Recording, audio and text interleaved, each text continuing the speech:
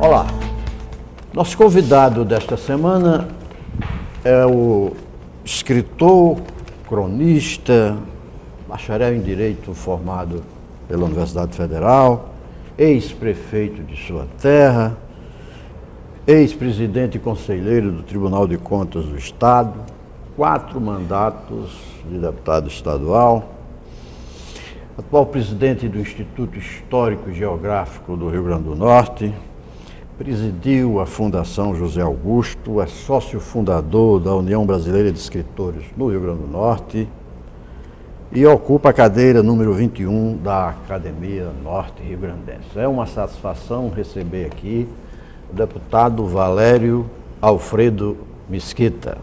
Deputado, o nosso programa é uma conversa, como o próprio nome diz, e para essa conversa eu convidei o meu colega jornalista Aldemar de Almeida e Silva e vamos conversar. Por exemplo, antes do deputado chegar aqui, no final da década de 80, alguém da sua família já esteve por aqui. Perfeitamente. Primeiro eu quero revelar minha satisfação de estar aqui com vocês, com você, Luiz e Aldemar, que já convivemos ao longo da minha vida pública com vocês em vários setores, em jornais, aqui mesmo na Assembleia e em outras atividades, como presidente da Fundação José Augusto. Bem, antes de mim, realmente, 2 figuras da minha família. Primeiro foi Alfredo Mesquita Filho, constituinte de 1947. Foi deputado estadual por 3 legislaturas. E Dona Naí. O primeiro mandato, Dona Naí também? Dona Naí também. Exatamente. Não tínhamos esse registro aqui no memorial. Dona Naí. Daí a importância desse programa, o testemunho oral. Foi deputada. O Alfredo Mesquita foi de 47 a 51, 51 a 54, 54 a 58. Aí ele deixou o mandato, não se candidatou novamente, para voltar a ser, pela 3ª vez, prefeito de Macaíba. Dona Naí, em 62... Alfredo Mesquita na prefeitura, ela candidatou-se a deputada estadual. Não logrou eleição, mas assumiu. Eu me lembro que eu, mais ou menos adolescente, 18, 19 anos, eu vinha com ela assistir às sessões na Assembleia, que era ali na Getúlio Vargas, onde está hoje o Tribunal de Contas, no prédio da Assembleia Legislativa. Quem foi Alfredo Carneiro Mesquita, que eu encontrei nos registros, dizendo que ele era o animador político de Macaíba? Animador político é bom, né? Ele não era propriamente o político partidário, nunca se envolveu com partido político. Agora apoiou o coronel José da Penha na famosa luta contra a oligarquia, chamada oligarquia Pedro Velho de Albuquerque. Isso final. Aí, 1800 e... Começo da República. Foi começo da República, 1917, 1918. Ele esteve em Macaíba, na casa do meu avô, Alfredo Carneiro Mesquita. Ô, Valério, embora ele não tenha exercido cargo público, não tenha sido político, ele tinha influência na política, muita influência? Financeiramente, economicamente. Fazendeiro, abastado, comerciante, aí animava a política local. Isso, o registro que é animador. Para não falar em agitador, que era um perigo naquele tempo. Naquele tempo era um perigo. Pedro podia falar. Não, e tendo como companheiro o Zé da Penha, né? Zé da Penha era pobre e... Zé da Penha era um incendiário. Exato. Né? Valério, você também tem o lado de escritor. São várias obras publicadas. Né? Na relação, eu tenho alguns, só não conhecia Inquietudes. Me disseram que é uma das suas paixões essa obra. Uns desabafos sentimentais, um livro assim que mais poético, em busca do tempo perdido, com a la Proust, né? Então eu fiz esse livro e agradou muito, inclusive logo ele se esgotou, me pediram uma segunda edição, mas eu até agora não fiz, porque eu tenho que atualizá-lo. Mas até hoje, Aloysio, já lancei 18. 18 livros. Estou com um aí já para sair, mas lá para o segundo semestre. O último foi o ano passado, né? O ano passado. Causos 2014. Isso, Causos 2014 é a história do folclore político, social. Interessante, Aloysio e Aldemar. Eu comecei a escrever causos. Por que não foram crônicas como você gosta? Eu me auto-intitulo, eu sou um cronista, gosto de escrever sobre fatos políticos, sociais, culturais, gosto do memorialismo. Mas acontece que de Macaíba, daquela atmosfera dos anos 60, do tempo em que meu pai foi deputado estadual, eu captei muitas histórias do folclore, certo, político, muitas coisas engraçadas do próprio Macaíba, se chamar Pisa na Fulô, naquele tempo. E então essas histórias não podiam se acabar, não podiam ser esquecidas, certo? Então eu fui do procura do inesquecido. Comecei a narrar essas histórias, as pessoas gostaram. O primeiro livro foi Pisa na Fulô, para voltar todo esse folclore daquele tempo de Macaíba, de José Jorge Maciel, Aldo Tinoco, Leonel Mesquita, os políticos daquele tempo. Tem muitas histórias que eu captei. Depois teve Macaíba de Seu Mesquita. E tem as figuras populares também. Da cidade, eu contei muitas histórias. Ô, Valério, a calçada do mercado, na quatro bocas? Cinco bocas. E o Pisa na Fulô? É o epicentro dos grandes acontecimentos de Macaíba. Valério, e o Pisa na Fulô, o que é que significava? Pisa na Fulô foi uma história engraçada. Em 1958... Marcou lá em Macaíba, né? Marcou em Macaíba. Meu pai era candidato a prefeito, mas inclusive na oposição ao governo de Dinarto Mariz.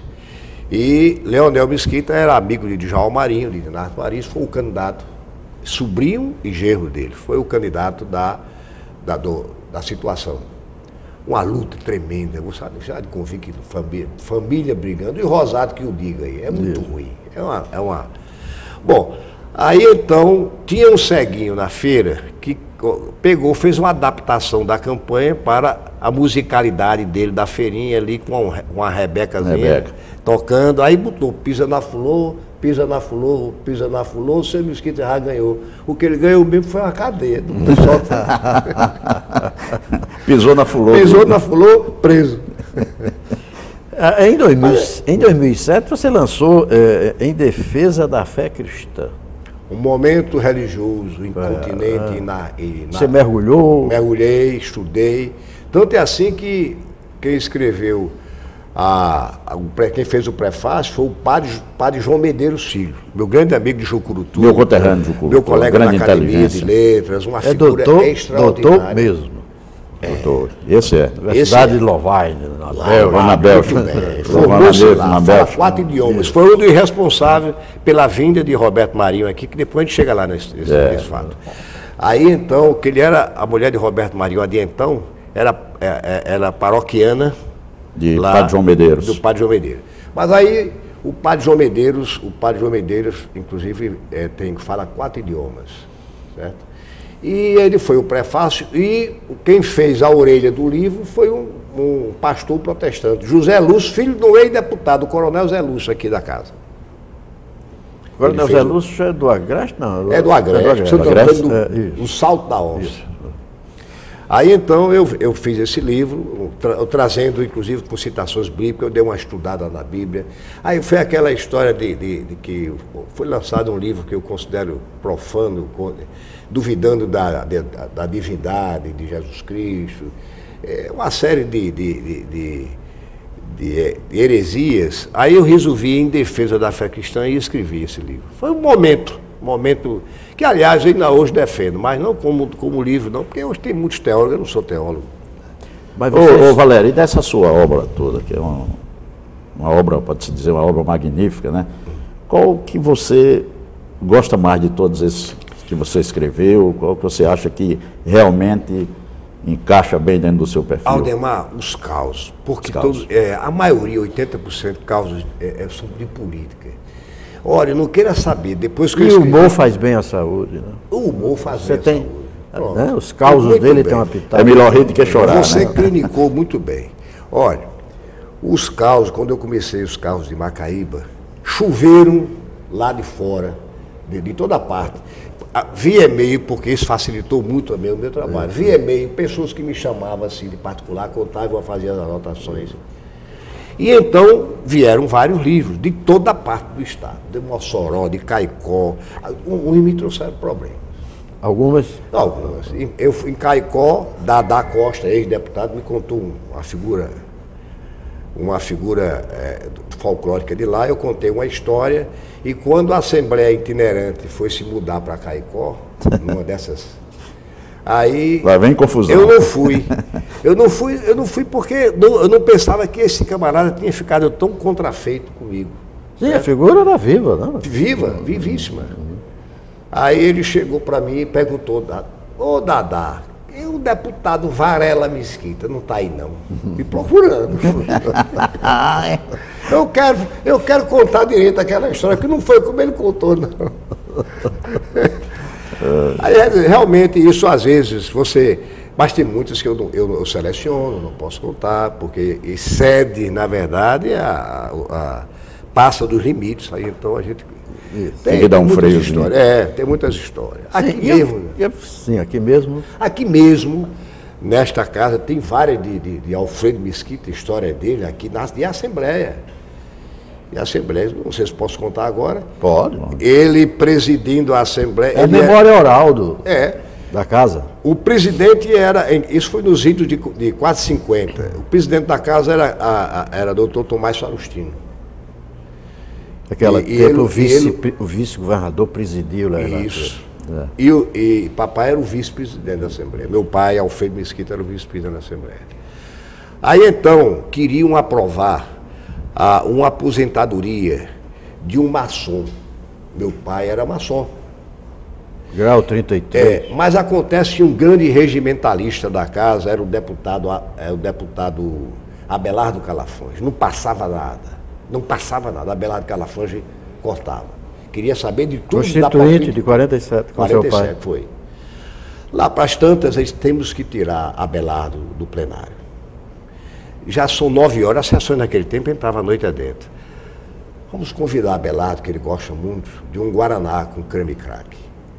Aquela bolachinha creme crack. A Assembleia funcionava onde? Lá. Na Getúlio Vargas. Aí disse, deputado, informalmente, tem nesse intervalo, vamos comer uma bolachinha com Guaraná. Com Guaraná. Ele fumava um charuto. Doutor Abelardo foi o meu pediatra. Aí, ele disse, ô colega, vamos lá. Era uma figura, o biotipo dele chamava atenção, certo? E ele se dirigiu lá para a presidência. Imediatamente, disse, Alfredo, vai que o plenário está vazio da presença do deputado Abelardo Calafões. Para aprovar a matéria. Aí depois ele ligou a sirene, né? A campainha. Aí disse, retomada a sessão, em pauta o projeto tal, número tal. Os deputados todos, principalmente aqueles maçons, em pauta o projeto tal, número tal. Os senhores deputados que aprovam permaneçam como se encontra. Aprovado. E nisso, Abelardo viu, lá da presidência, mas a sessão recomeçou, não fui avisado, e saiu entrando, dedo em riste no plenário, e Alfredo Mesquita na presidência, ele disse, senhor presidente, pela ordem, senhor presidente, pela ordem. Aí ele olhou e disse, a presidência não se responsabiliza pelos senhores deputados que andam perambulando pelos corredores. Matéria vencida. E assim aprovado. Ô, Valério, você tem alguma dessa mais recente do seu período aqui na Assembleia, por exemplo? Tem? E você possa contar? Você foi constituinte. Foi constituinte, Foi constituinte. Houve bom debate na Constituinte de 89. Houve. Eu estou lhe devendo, mas vou contar, deixa eu me lembrar, deixa a memória chegar. Houve um bom debate, nós tivemos grandes figuras como Paulo de Tarso, né? Paulo de Tarso Fernandes, certo? O presidente da comissão era o deputado Nelson Queiroz, certo? Eu era também, o deputado Arnob era o presidente da Constituinte, Arnob Abreu, certo? E então, mas foram grandes debates, inclusive convidamos vários segmentos para tomar parte dos debates, assunto que interessava. Eu ainda apresentei projetos do aluno soldado, para que o aluno soldado fosse efetivamente também estipendiado, pago. Nesse tempo não era, não fazia, tinha que ser colocado na Constituição, da letra da Constituição. Enfim, vários projetos. Naquele tempo eu estava aqui como representante da Polícia Militar. E vários foram os projetos que eu aprovei da Polícia Militar. Certo? Tive como um dos relatores da Constituinte. Nos próximos blocos a gente retoma a sua produção legislativa, mas a história da presença do Dr. Roberto Marinho em Natal, você estava na Fundação, Zé Augusto? Estava, sim. Eu era correspondente do Globo na época. Isso. Correspondente do Globo, quando o doutor Roberto Marinho veio aqui. E foi o padre João Medeiros que... Ele disse que o padre entrou. Mas isso tem uma explicação. Deu grande força. Tem uma explicação. A Fundação Roberto Marinho já atuava em vários convênios com a Fundação José Augusto, no que tange a conservação de monumentos históricos. Fizemos vários convênios. Já estava no 8º. Aí, no Rio de Janeiro, Padre João Medeiros, precisamos levar o Dr. Roberto Marinho para outros projetos, vamos completar mais 2, 10. Ele disse, Valério, a esposa de Roberto Marinho, Dona Ruth Marinho, trabalha lá. É uma das voluntárias da paroquiana, lá de Botafogo. Eu vou pedir para que ele faça uma viagem, e tendo em vista já o número de convênios celebrados, já é indicativo de uma visita.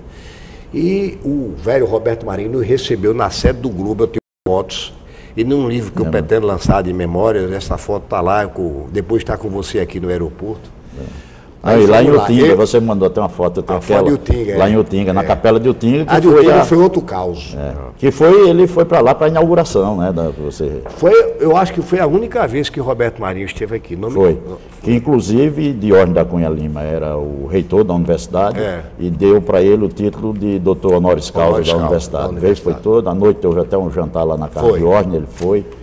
E lá em Utinga ele foi para a inauguração, aquela foto que eu tenho, ele me mostrando. Mas houve um problema, um incidente de percurso, porque o doutor Lavoisier, então governador, levou Ibrahim Abiac para o evento. Ele estava visitando Água e Óleo, a cadeia pública Água de Mossoró. Mário Negócio, a penitenciária de Mário Negócio. Abiac é o ministro da Justiça. Ministro da Justiça. Aí o doutor Lavoisier acha que Abiac devia participar de um evento estritamente cultural. Aí o helicóptero baixa em Utinga. Agora a Capela de Utinga tem um valor histórico, é bicentenário. Aí Calazans Pinheiro e o doutor José Carlos Barbosa de Oliveira, então presidente da Fundação Roberto Marinho, me perguntaram o que era aquilo.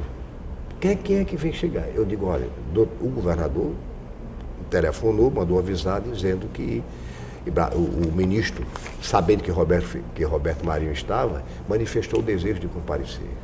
E o governador não teve como recusar. E não sabia de nada uns problemas que estava havendo aí, a nível de imprensa nacional. A história do hangar, a Polícia Federal no hangar. Os equipamentos, Abiac mandou apreender. Uma série de problemas, e houve um mal-estar. Aí eu disse a Calazans e falei com o Zé Carlos Barbosa. Ele disse, o velho, se referindo ao doutor Roberto, respeitosamente, é possível que ele se retire. Eu digo, pelo amor de Deus, se retirar aqui, acabou-se todos os nossos projetos. Se ele tinha vindo só para aquilo? Só para isso, só para aquilo. Vi haver um evento desse de contrariedade. Dona Ruth. Desconvidar um ministro. Desconvidar um ministro. Também era outro problema. Aí Dona Ruth foi para o interior da capela, levado pelo doutor Roberto Marinho. Aí Dona Ruth, foi quem convenceu o doutor Roberto Marinho a ficar depois. E nós ficamos à distância, no pátio da igreja, olhando o interior, para ver como é que ia. Como é que estava a conversa dos dois lá dentro da capela.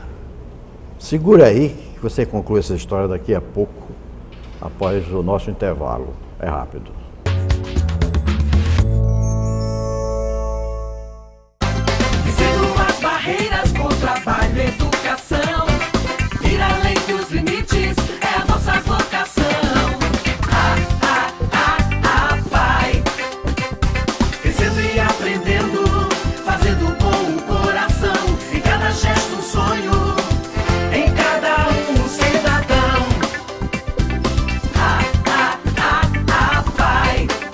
Essa vai de sua cidade.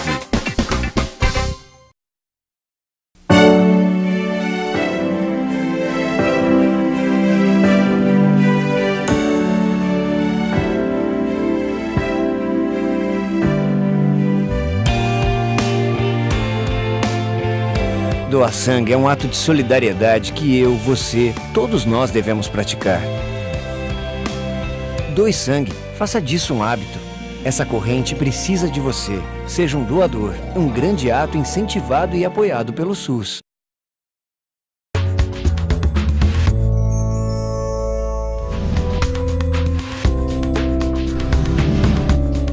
O Conversa no Memorial recebe esta semana Valério Mesquita, ex-deputado Valério Mesquita. No bloco anterior, ficou a conclusão da parceria da Fundação José Augusto, então presidida pelo nosso convidado, com a Fundação Roberto Marinho. Qual foi o produto dessa parceria? Acho que nós deixamos a conversa no impasse da presença do Lá em Utinga. Abiáquio. Lá em Utinga. Lá em Utinga, Utinga, município de São Gonçalo do Amarante. Isso. Juntamente ao lado do então governador Lavoisier Maia. Isso não atrapalhou seus convênios, não? Não atrapalhou, não. Porque houve um golpe de sorte, eu acredito que a Santa obrou um milagre. Lá dentro da capelinha, doutor Roberto, com seus ademanes corteses, era um homem educado, e ele fazia gesticulações para a esposa, e então ela voltou e disse, não, tudo certo, Roberto não vai falar. Quem vai falar é José Carlos Barbosa de Oliveira, que era o presidente da entidade, Fundação Roberto Marinho.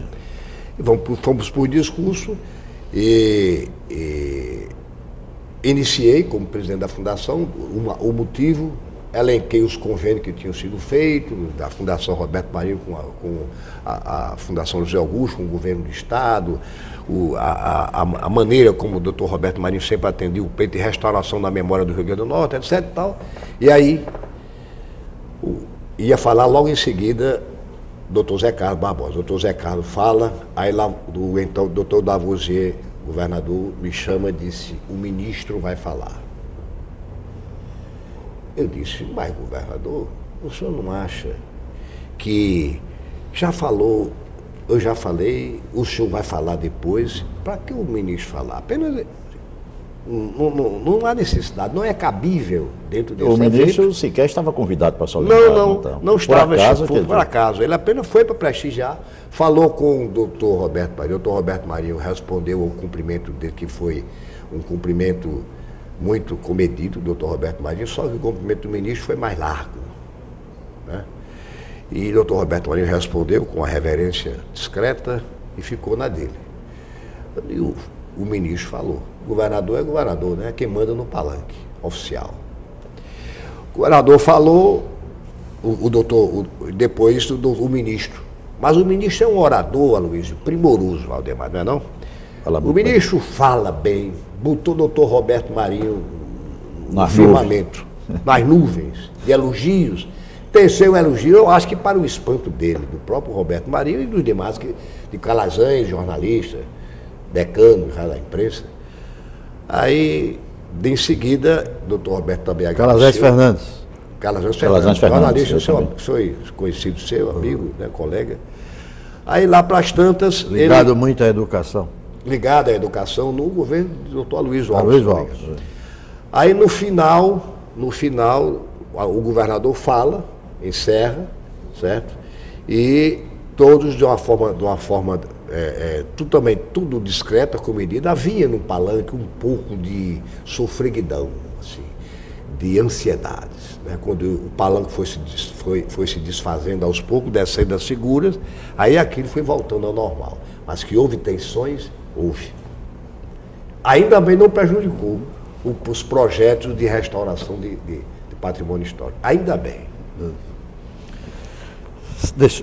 Na sua gestão você deixou vários, não? Vários.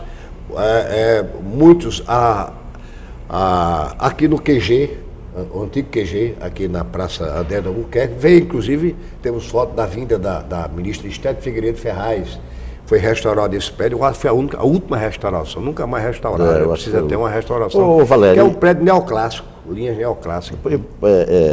Esses prédios, por exemplo, do seu tempo, que foram restaurados, por exemplo, a Capela de Utinga, que estava bem próximo e tal, como é que está? Está conservada? Ou como é? Porque às vezes fazem reforma nesses patrimônios e se abandona, parece não que está, faz uma vez e nunca está. mais precisa nem passar uma mão de cal, né? Aí é que está o problema. Esse é o grande problema cultural de não se preservar os monumentos. Isso é um problema do Rio Grande do Norte todo. Eu acho que não. Tem alguns estados que são a Bahia, Rio de Janeiro, Minas Gerais, e preservam São bem, Paulo, né? preservam melhor. Mas aqui para o Nordeste, Pernambuco, o Bahia, Tinga, por exemplo. O Tinga lá, a igreja não... Deve estar abandonada, assim, em termos de recuperação, de manutenção, né? A passarela de acesso ao Forte do Reis Magos veio o ministro Rubem Ludwig, que era general, o ministro da Educação. Ministro da Educação. Ele com Diógenes lá na inauguração. Ele também restaurou. E no interior foram várias igrejas. Porque a história do Rio Grande do Norte está ligada à igreja católica. Ela esteve presente. A política, a Assembleia Legislativa, quantos padres, monsenhor, não foram deputados? Conversa da Assembleia? Neste ambiente aqui, onde nós estamos, memorial. Na expografia do memorial, nós temos ali a primeira, em 1834, na instalação, exatamente. com o Brito Guerra presidindo, né, a primeira Assembleia Provincial, 9 padres dos 20 deputados.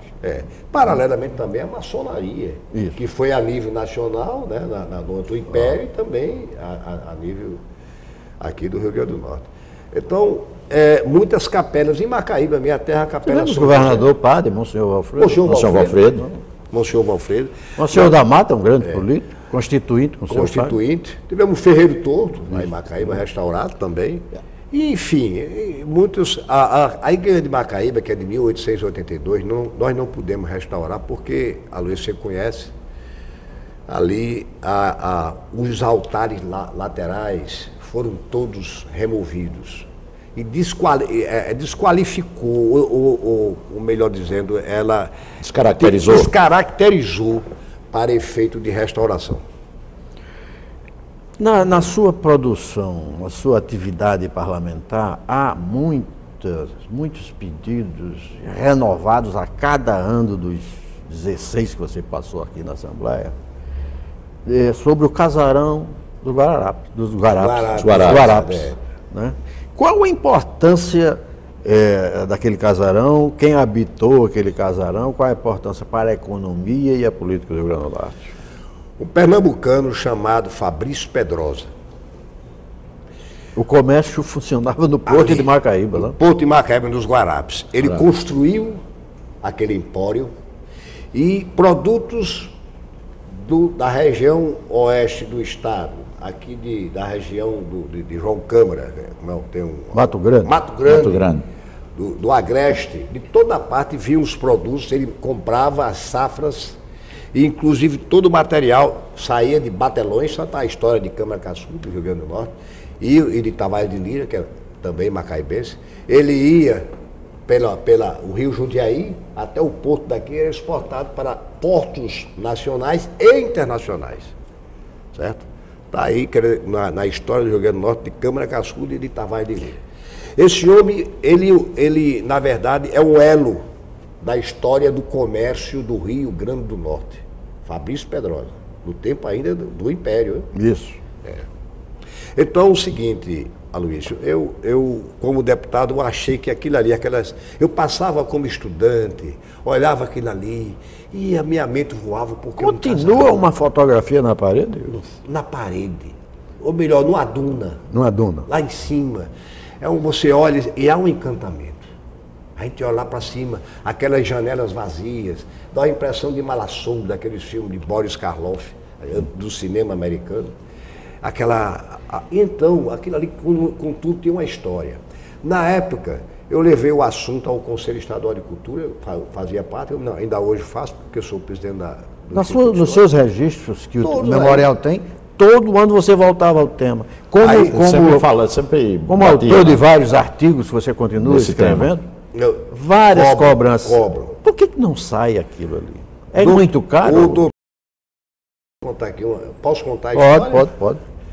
No governo do doutor Garibaldi Alves Filho, ele fez a desapropriação a um alemão chamado Gueirold, proprietário de Gepé.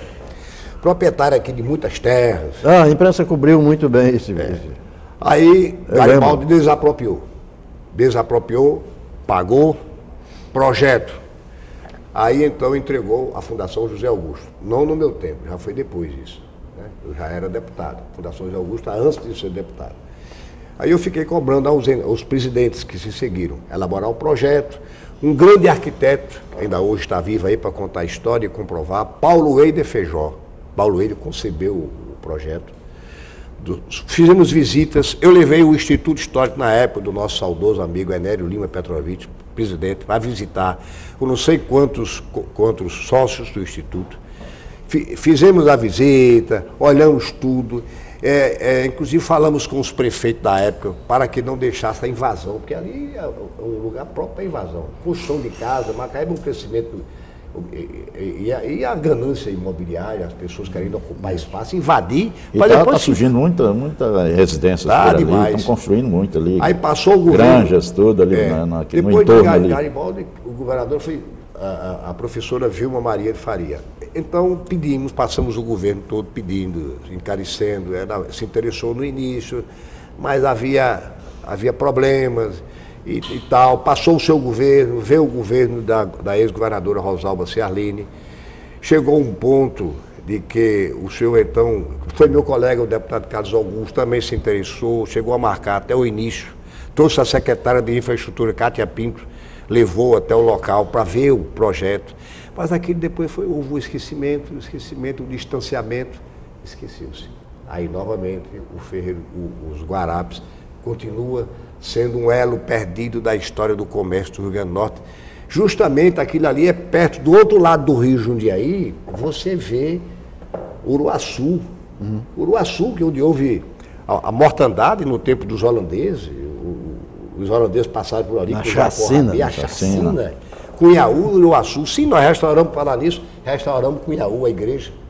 O Donivaldo, só para passando dizer, não deixar de dizer isso, nós restauramos a capela de Cunhaú, que o doutor Nivaldo disse, mas eram só ruínas e vocês conseguiram fazer esse milagre. E tivemos dificuldade com o IFAM não queria. Nós não restauramos ruínas, mas podemos fazer um arremedo. Em toda parte se faz assim, quando não se pode mais fazer, mas há uma concepção parecida, própria. E a capela de Cunhaú foi. Assim pode ser o Ferreiro, os Guarapes. Os Guarapes. Com certeza, Luiz, com certeza. Aí passou outro governo, 2 governos, não conseguimos. Aí você pergunta, e aí, a luta continua? A luta continua, eu vou continuar pedindo de novo. Aliás, o Mesquita do governador Robson tem alguma coisa a ver com você? Tem, o avô dele, o Amaro Mesquita, é primo do meu avô, Alfredo Carneiro Mesquita. Mas isso, você acha que... Facilita o diálogo. Facilita? Eu me dou muito bem, foi meu colega aqui na Assembleia. Você vai continuar insistindo? 16 anos, vou continuar insistindo, vou insistir, porque continua um patrimônio do Estado, patrimônio subjetivo, melhor dizendo do que subjetivo, é patrimônio histórico, em memória, certo? Do Estado, e patrimônio material. Que o Estado já adquiriu, né? O Estado adquiriu, pertence, tem escritura. Tem escritura pública. E está lá abandonado. Está lá abandonado. O problema é quando for lá, já terem tomado uns 20% de terreno. Os invasores. Problema, né? Os grileiros. Fica mais difícil para tirar esse pessoal. Aí fica difícil, vai ter que indenizar, etc. Na sua atividade legislativa, também encontramos sugestões ao governo do Estado para retomar a instalação do Museu da Segunda Guerra Mundial. É aquele da rampa? É da rampa. É o da rampa.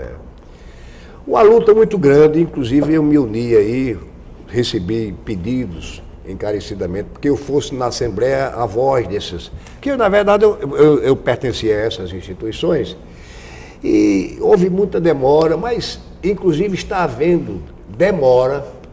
Agora, Isso é uma falha muito grande, né? Porque a importância Eu que o nunca Rio Grande do vi. Norte, que Natal Tem, teve na- na Segunda a Guerra, rampa e não ali. ter nada, assim, não ter um Olha, museu específico, vinda- a rampa. Aldemar, a vinda de Roosevelt aqui ao Estado mudou o rumo da guerra. Exatamente. Principalmente a guerra da África. Isso. Certo? Mudou o rumo da guerra, você sabe, você é memorialista aí. E a economia do Brasil? E a economia do Brasil. Quer dizer, era para Era ter pra, um, exatamente, um prioridade. forte laço assim, de Perfeito, história com certeza, com a com participação Com certeza. de Natal como uma base da importantíssima na Está indo Segunda de uma Guerra forma Mundial. lenta. Hoje está entregue ao IFAM. IFAM é o Instituto do Patrimônio Histórico e Artístico Nacional. Certo? Ele é quem fiscaliza as obras, estão erradas para ser assim, o órgão técnico, arquitetônico que fiscaliza as obras. Vai sair. Então, está bem encaminhado. Eu espero que sim. E tem um grupo agora, né, que está também pressionando também isso, pressiona, não é só com não é Augusto apenas- Maranhão, tá? Augusto naquele grupo, Maranhão tal, e tem feito bastante esforço nesse sentido. nesse sentido, para que saia esse museu. Logo no primeiro mandato seu, você fez um apelo ao ministro da Cultura, que era Celso Furtado, para pedindo a continuidade das obras de restauração do antigo mercado público de Macau. Se esse apelo foi até o ministro da Cultura, o mercado público de Macau, conta que história? De Macau ou Seramirim? Macau. Eu Macau. pedi para o Seramirim, que na verdade ele foi depois restaurado. Na época, o Roberto Varela, meu grande amigo, ex-deputado estadual, a grande figura. Então foi Ceará-Mirim, foi não Ceará-Mirim, não foi Ceará-Mirim. Macau, não. Vamos Foi corrigir. Ceará-Mirim. Vamos E ele corrigir. foi restaurado o Casarão Antunes, certo? Depois, e o mercado, pelas linhas arquitetônicas do prédio, ele merecia uma preservação. O prédio era do século XIX. Muito bonito o Não foi sinal aquele Macau, prédio. não. Né? Foi Ceará-Mirim. Vamos Ceará-Mirim. corrigir aqui as anotações. Em 91, um documento encaminhado à presidência da República, você pede à Sua Excelência, o presidente da República, que recomende à Casa da Moeda manter a decisão da efígie de Câmara Cascudo na nota de R$50, que a inflação, 50 mil reais, né? É 50 mil, estava inflacionado demais. Não, 50 mil cruzeiros. Cruzeiros. Era o cascudão, né? Cascudão, me lembro. Que a inflação comeu rápido, né? Estou com medo que isso aconteça. Mas houve um recuo, veio a Vai demorar muito, iniciativa né? e recuaram? Foi preciso renovar o apelo? Houve porque havia decisão firme Isso. do Ministério da Fazenda e assim fazer. Então, Diógenes da Cunha Lima, que é um cascudófilo, cascudófilo famoso, certo? É um discípulo, pediu a um colega acadêmico, no caso eu, para que da tribuna da Assembleia saísse também um apelo, porque saiu também da academia, saiu do Conselho de Cultura e dentro do apelo. Os órgãos de cultura do Estado fizeram esse apelo. Alguém recuou, né? Mas Houve uma intriga. não, o que houve foi o seguinte, a inflação foi tão grande que ela não respeita ninguém. Comeu tudo. Nós vamos fazer outro intervalo e voltamos à sua atividade parlamentar, mas eu queria também ouvir a sua experiência como conselheiro do Tribunal de Contas do Estado. Pois não. Daqui a pouco.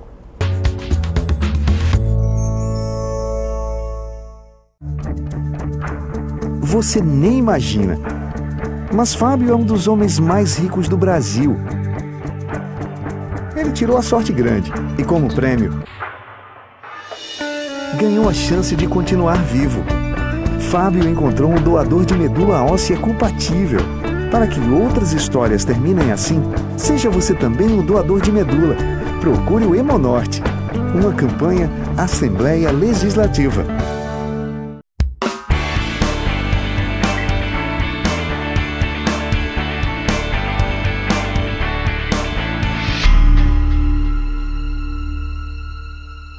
O crack vicia rápido e acaba com a sua vida. Cuidado, seja mais rápido do que ele. Diga não ao crack. A Assembleia Legislativa está ao seu lado contra as drogas.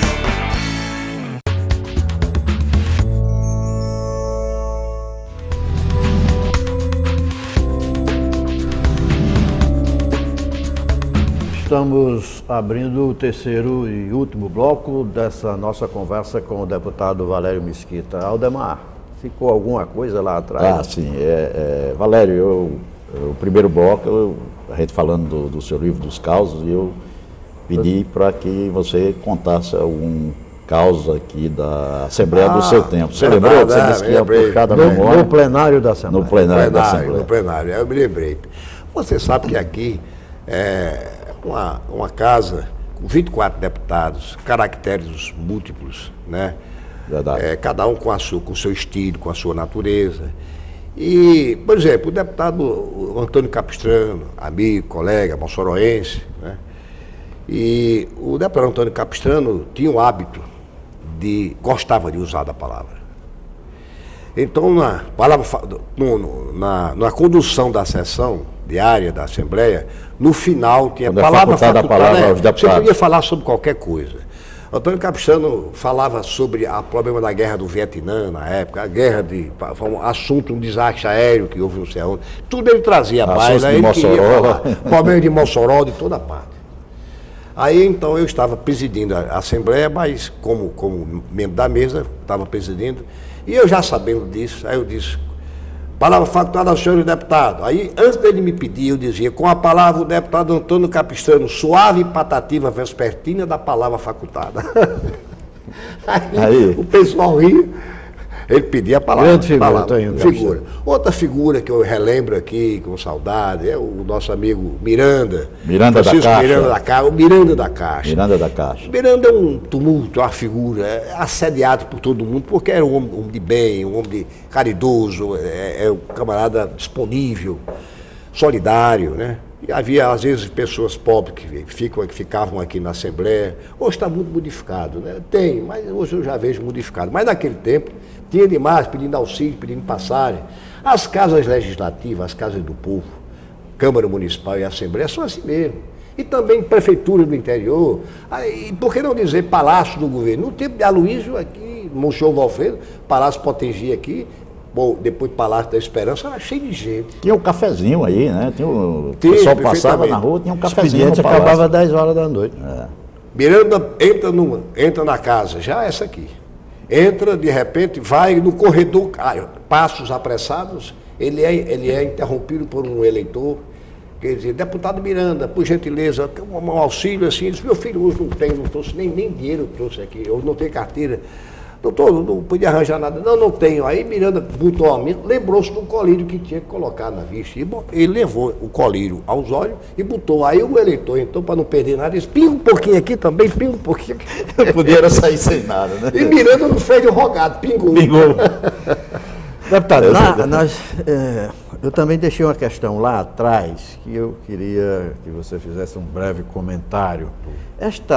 O Memorial do Legislativo Potiguar tem a honra de guardar as atas do velho PSD. Né? Doutor Lauro Bezerra e doutor Kleber Bezerra trouxeram essas atas, elas estão aqui expostas. São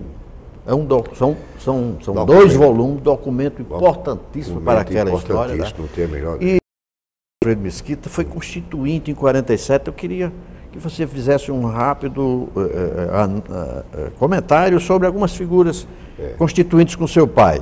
Antônio Pereira Dias, Arnaldo Barbalho, Pedro Soares Amorim, lá do Açul, Pedro Soares de Araújo Filho, que era o relator da Constituinte, Walter Fonseca Vanderlei, Jofre Ariston, Aderson Dutra, Antônio Pereira de Macedo, Agostinho Santiago de Brito, lá de São João do Sabogi, Abelardo Calafange, que você já tratou dele, da importância dele para o parlamento, Aristófanes Fernandes, Creso Bezerra, Cosme Corsino de Lemos, Djalma Aranha Marinho, Ezequiel Fonseca Filho, Israel Nunes, José Humberto Azevedo Barbalho, José Nicodemos da Silveira Martins, José Fernandes de Melo, José Maciel Luz, Dizuí Rosado, José Gonçalves Pires de Medeiros, João da Mata Paiva, Monsenhor João da Mata, né? Manuel Varela de Albuquerque, Moacir Duarte, Mário Negócio de Almeida e Silva, seu parente, Raul França Alencar, Teodorico Bezerra, Túlio Fernandes, Silvio Pedrosa, João Bianor, Claudionor Telógio, José Xavier da Cunha. Onde é que está o velho PSD aqui? Todo. A maioria era o partido majoritário. Era majoritário, né? Era o majoritário. A UDN era o segundo maior partido, mas o PSD, aí ele era majoritário, tinha o maior número. Inclusive essa Assembleia, se não me engano, era de 36 elementos, 36 membros. Isso. Que depois foi diminuindo. Houve, na verdade, a imprensa e segmentos culturais, sociais, etc., protestaram pelo número. Para que uma Assembleia, num Estado ainda com uma proporção eleitoral menor, ter uma quantidade de deputados de representatividade? Mas, na verdade, o que eu quero focalizar, pela leitura que você fez, Aloysio, é que os nomes de densidade política, né, densidade cultural desses aí, o Djalma Marinho, né, o Zé Nicodemo, um orador primoroso. O doutor Djalma Marinho era um homem preparado, um homem de uma cultura jurídica, certo? Eu peço licença para contar ligeiramente. O doutor Djalma Marinho, candidato à presidência da Câmara Federal, e Nelson Marquesan era o seu opositor, mas o governo, na época, o governo da Revolução, apoiou Nelson Marquesan. E Djalma Marinho perdeu a eleição para a presidência da Câmara. Então, quando Djalma descia as escadas ali da visita ao presidente da República, e então Marquesan vinha com uma trupe, um grupo de deputados subindo pelo outro lado. Aí o deputado Marquesan Gaúcho quis ser complacente com o deputado gentil, Marinho. Gentil. Aí disse: deputado Djalma Marinho, eu não posso governar esta casa sem o apoio de Vossa Excelência. Que nada, Marquesan. Você tem os militares. Uma resposta não. Excepcional. Era um homem brilhante. Eu conheci o doutor Djalma Marinho de perto. E posso dizer, doutor Dizuí também. O doutor Dizuí, Ele fazia longos pronunciamentos aqui, você tem lembrança? Doutor Dizuí falava sobre tudo. Ele deu uma cultura geral. Doutor Dizuí era um homem de uma cultura geral, falava sobre qualquer assunto, certo? E também conhecimentos de ordem literária também. Ninguém pensasse que Dizuí fosse aquela figura, que ele foi até da polícia militar, major foi. Capitão médico. Capitão médico da polícia. Mas não, um homem fulgurante, brilhante, uma explicação com uma voz ostentória. O Dizuí era um tipo do senador romano. E esses outros todos, na verdade, havia luzes. O legislativo brilhava pela inteligência dos seus componentes naquela época. Então, esses idos de 47, depois dos anos 50 também, o legislativo não deixou também de brilhar com outros grandes nomes. Até os anos 60, 60. Às vezes você não consegue focalizar todo mundo brilhando, mas tem nomes que brilham. O Legislativo sempre foi fontes de grandes nomes. Pronto, o Legislativo Nacional, a Câmara Federal, tem grandes nomes lá. Claro que o Legislativo, a Câmara Federal e o Senado, muitos desses políticos estão envolvidos em vários problemas, mas não são todos. Quando você deve falar do Congresso, tanto o Senado como a Câmara, não generalize.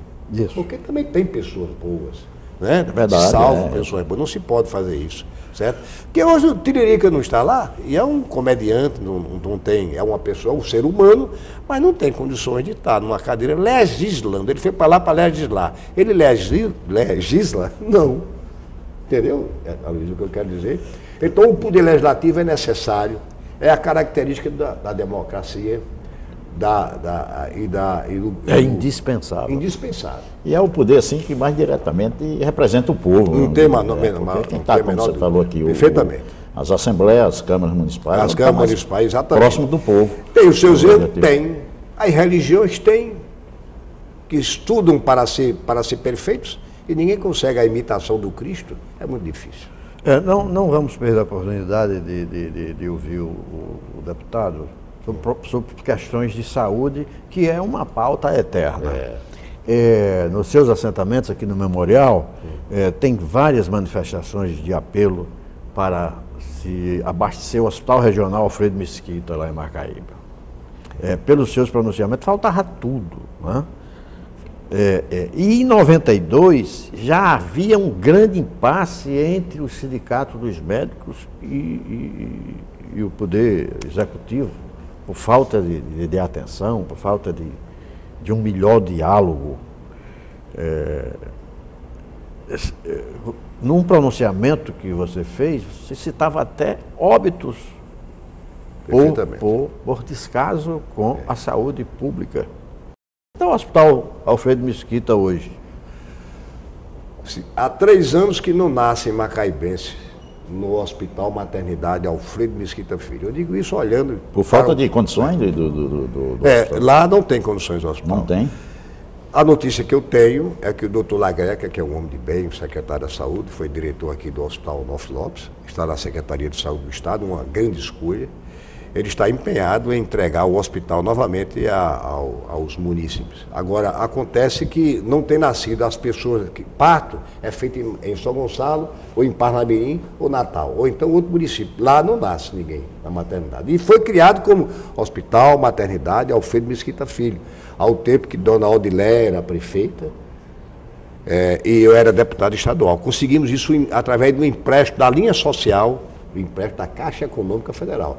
Que, na verdade, diga-se também de passagem, que era um grande sonho de Alfredo Mesquita, ele não conseguiu construir um hospital. Ele não tinha condições, ele já veio de uma geração diferente, que não desbravava tanto lá em Brasília. Se bem que a ponte atual de Macaíba, diga-se também como de justiça, a ponte de Macaíba ele conseguiu... Aquela que o rio, às vezes, passa por cima da... O rio botou um abaixo em 51 e ele conseguiu recurso, pediu ao PSD, sabe quem deu o recurso, arranjou no Ministério, do antigo Ministério da Aviação e Obras Públicas, que era naquele tempo, como se chamava, o Ministério Ministério de Transporte, não, Transporte. Ministério... Obras e Viação. Obras e Viação. Era nesse tempo que se chamava. Mas não era o paraibano, não. Não. Ele conseguiu com o doutor Aloysio Alves, deputado federal. Sim. E por esta razão ele dava 100 votos a Aloysio em toda eleição. Disse: Aloysio, eu sou do PSD, mas você tem 100 votos em gratidão no Macaíba. Entendeu? A gratidão pelo benefício. A gratidão. Aí ele queria realizar. A ponta está lá. E a cara que a gente passa, todo indo e voltando. Está lá ainda. Educação. Educação.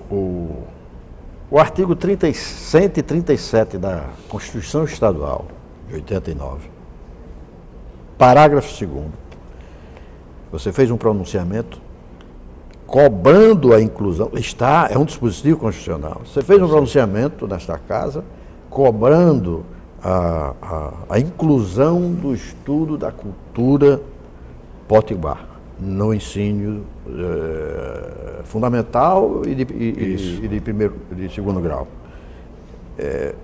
O deputado tem notícia que se os redatores do Plano Estadual de Educação leram a Constituição e estão cumprindo isso? Inclusive a inclusão sobre o estudo do folclore. Sim, nesse mesmo dispositivo. Você sabia que foi Foi emenda sua? Foi emenda nossa, na Constituição, um pedido o parágrafo 2º do artigo 107 relaciona todo, inclusive o ensino do folclore. Não é? Uma certa tarde, eu na Fundação Zé Augusto, do Câmara Cascudo, mandou chamar a mim e a Deífilo Gugel.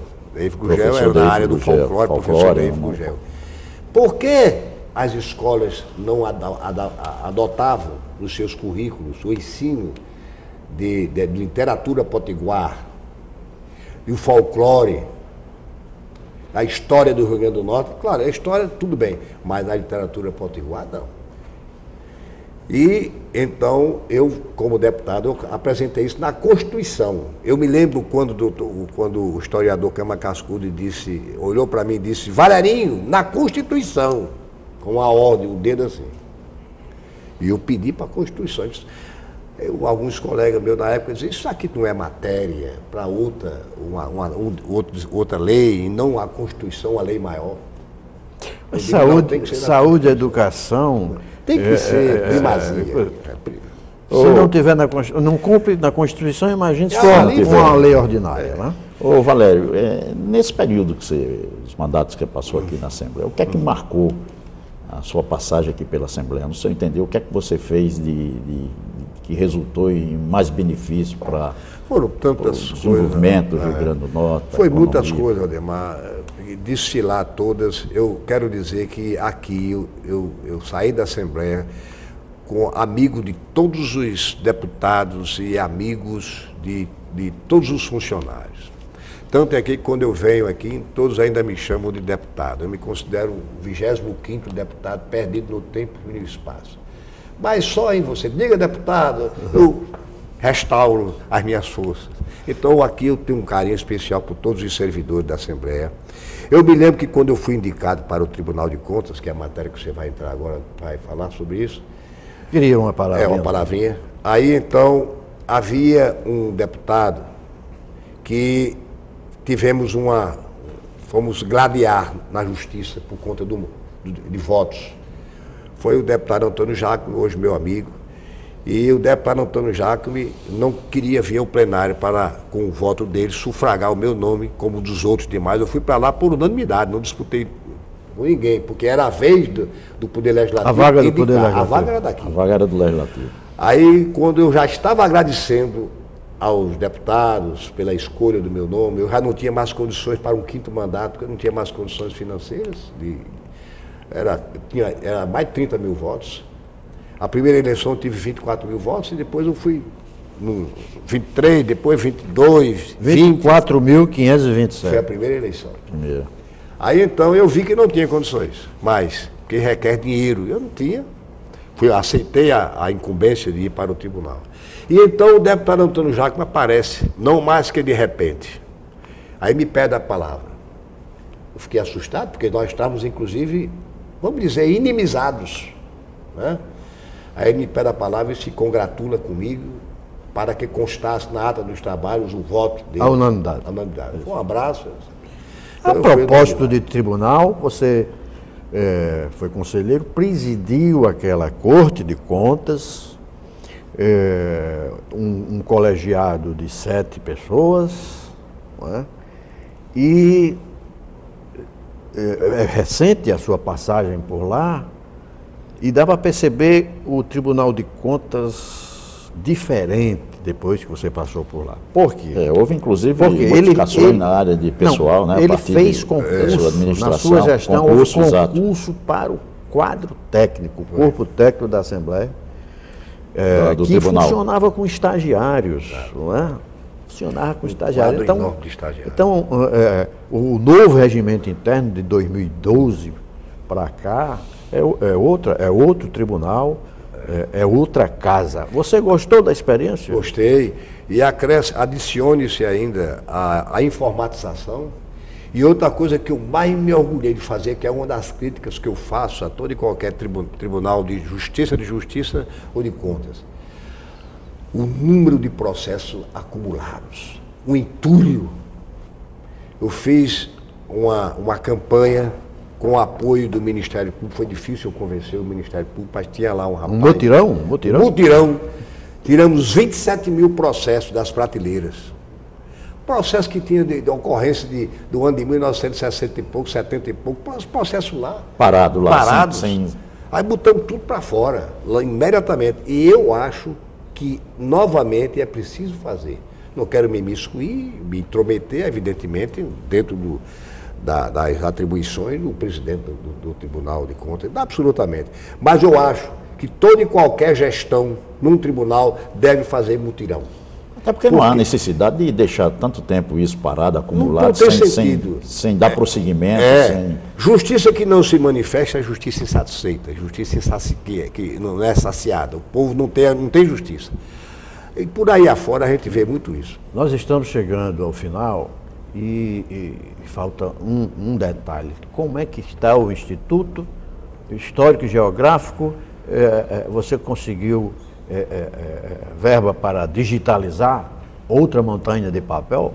Também. Documentos históricos? Eu peço clemência primeiro para elogiar aqui o memorial. Quero parabenizar a Bernadette pelo seu grande trabalho e toda a sua equipe. Olhe, o que ela fez com todos vocês, com o esforço de todos vocês, é muito difícil conseguir. Eu que sou um homem que gosta do memorialismo, eu vejo que aqui a Assembleia não será esquecida. Ficar sem isso aqui, como se poderia conhecer a Assembleia de antigamente? Aí cadê a identidade do Poder Legislativo? Sem história, nenhum poder é nada. Poder, prefeitura, etc. e tal. Você falou a sua outra pergunta aqui. Instituto Histórico, recursos para... Conseguimos a restauração do Instituto e vamos agora partir para a digitalização do acervo, do período colonial, as sermarias, do período imperial e período que é o republicano. Muito obrigado pela presença, muito obrigado, Aldemar, e renovamos o nosso convite para o próximo encontro nesta conversa no Memorial.